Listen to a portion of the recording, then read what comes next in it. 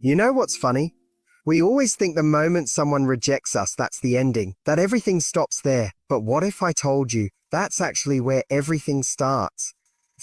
Because the second he says, I don't think this is right, or I'm not ready, or you deserve better, you hear the words and your heart drops. But something else happens in that moment too. He thinks it's over. He thinks you'll fall apart. Reach out. Try to prove your worth to him, that you'll wait around, hoping he changes his mind. But then you don't. You disappear. You go quiet. You don't text him. You don't stalk his stories. You don't even leave a trace. And that silence, that's the thing he never prepared for. You see, we're told that love is about effort.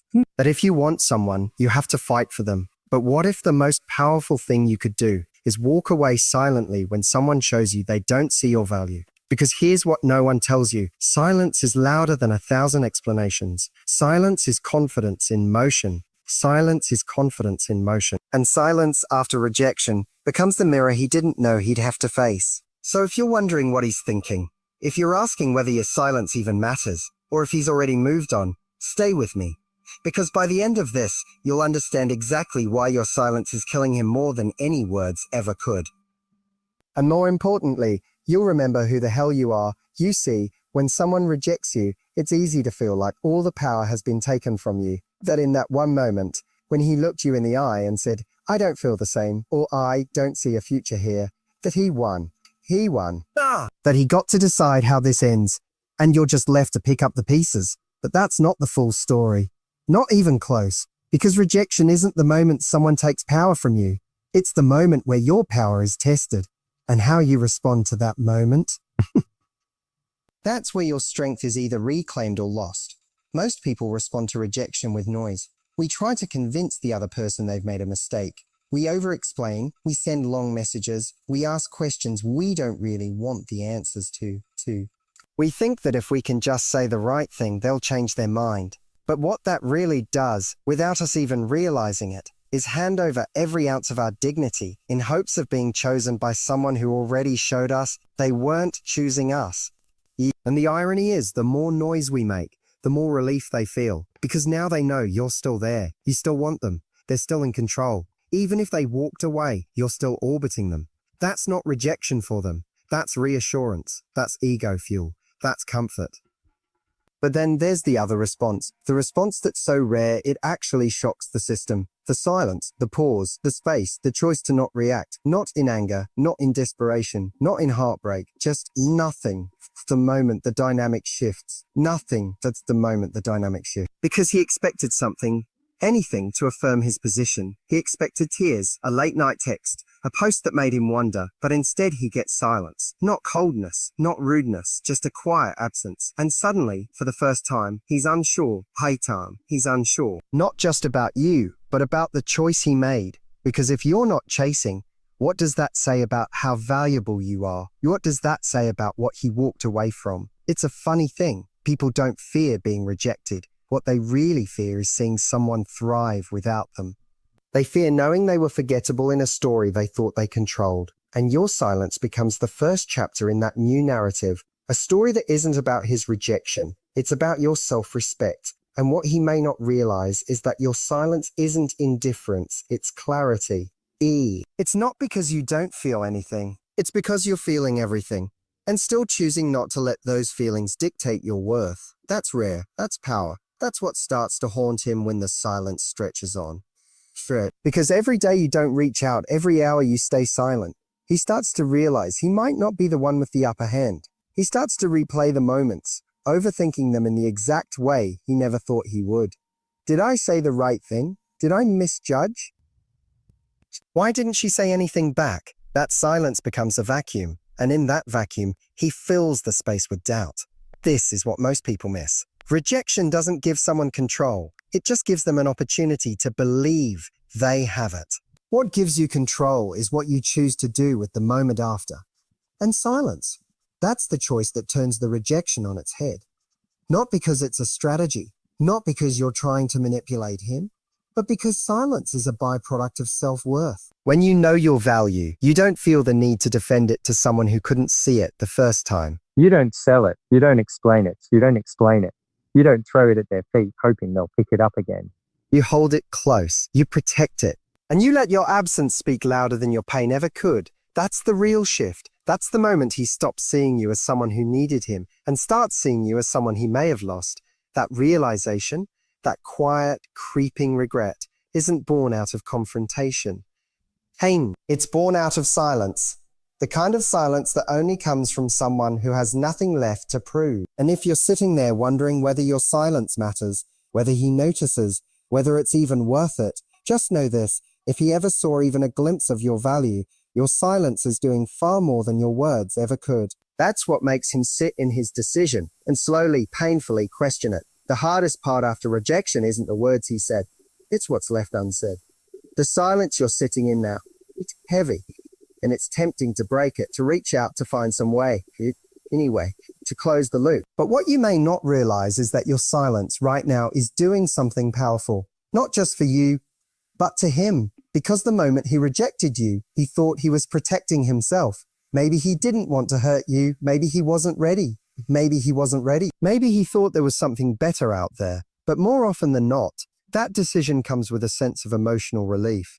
Like he just avoided something messy, complicated, or vulnerable. He told himself a story that allowed him to detach.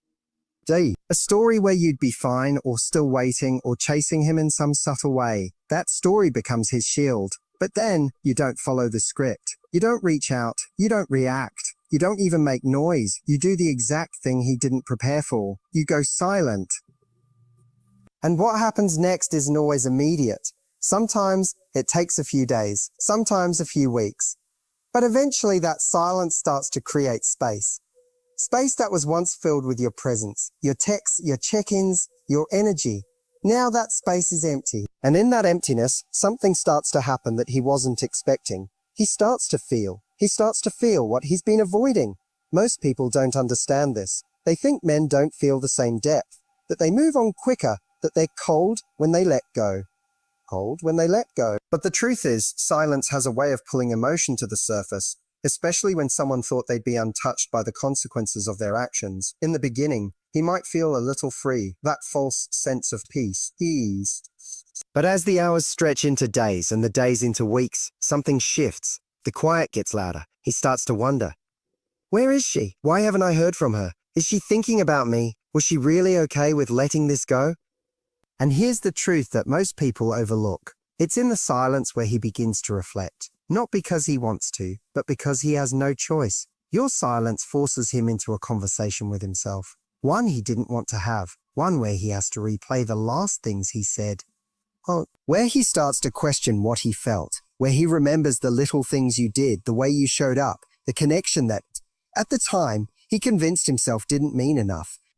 And what's so powerful about your silence is that it gives him no outlet. There's no back and forth, no reassurance, no emotional cleanup. He doesn't get to know where you are or how you feel or if you're still thinking about him. All he gets is that uncomfortable emptiness, and that starts to gnaw at him. He doesn't say it. He may not even show it. But inside, the silence becomes a mirror. Inside the silence. And for the first time, he sees himself clearly. He sees how he ran, how he avoided vulnerability, how he might have mistaken fear for clarity, and more importantly, how he underestimated you. Because if someone cares about you, even a little bit, your silence doesn't go unnoticed. It's not just that you're not there, it's that your presence used to mean something. And now, without it, he's left with a feeling he can't shake, a question he can't answer, a voice inside him that whispers, "Did I let go of something real?" That's the moment it shifts. When he realizes that silence wasn't your weakness, it was your boundary, it wasn't your retreat, it was your healing. And instead of getting the reaction he expected, the drama he thought would follow, the attention he assumed was guaranteed, he got the one thing that makes people truly uncomfortable: silence that holds meaning. And don't get me wrong, this isn't about punishment. This isn't about playing games. This is about letting someone experience the impact of their choices without softening the blow for them. Because sometimes the most loving thing you can do for yourself is not interrupt the silence with explanations. Let him sit with it. Let him sit with it. Let the silence ask him questions that you no longer need the answers to.